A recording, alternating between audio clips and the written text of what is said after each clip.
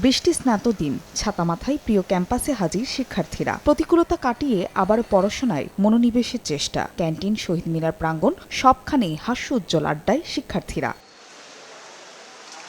20 August Khulna বিশ্ববিদ্যালয়ে উপাচার্য সহ পদত্যাগ করেন অন্তত 70 জন শিক্ষক কর্মকর্তা। এরপরও থেমে নেই একাডেমিক কার্যক্রম। 25 আগস্ট থেকে যথানিয়মে চলছে ক্লাস, আর শিক্ষার্থীদের উপস্থিতিও রয়েছে বেশ ভালো। আমাদের যে শিক্ষা কার্যক্রম এটা সঠিক নিয়মে এবং সঠিকভাবে চলছে। যে সমস্ত সমস্যা আমরা আগে ফেস করতাম সেইগুলো পরিবর্তিত হয়ে স্বাভাবিক একটা অবস্থান দিয়ে যাচ্ছি।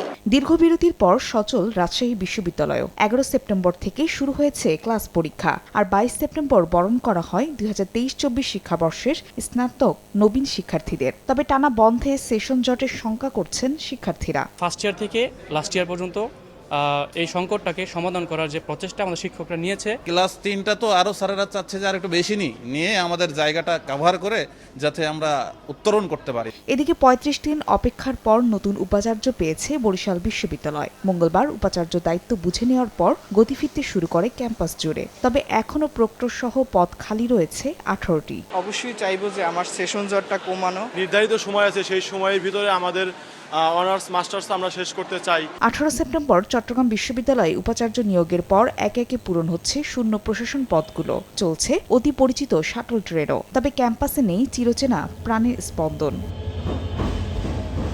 সিলেট শাহজালাল বিজ্ঞান ও প্রযুক্তি বিশ্ববিদ্যালয়ের একই অবস্থা। শিক্ষার্থীদের আনাগোনায় ক্যাম্পাস মুখর থাকলেও শুরু হয়নি একাডেমিক কার্যক্রম। যদিও দ্রুত সিন্ডিকেট সভার সিদ্ধান্ত অনুযায়ী কার্যক্রম পরিচালনা করা হবে বলে জানায় কর্তৃপক্ষ।